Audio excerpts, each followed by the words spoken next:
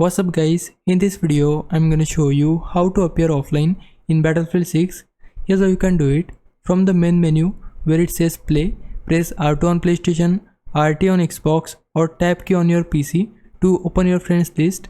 Then move up with the D-pad and highlight your profile at the top. Here you will see options like busy, pause notifications and settings for invites and messages. If you choose these, you won't receive any of those notifications while you are playing. At the top of this menu, you will also see a message saying that to appear offline, you need to change your status on PlayStation Network or on your EA app. So press the PlayStation button if you are on PlayStation, go over to your profile and select it. You will see the option to appear offline, turn it on and your status will update.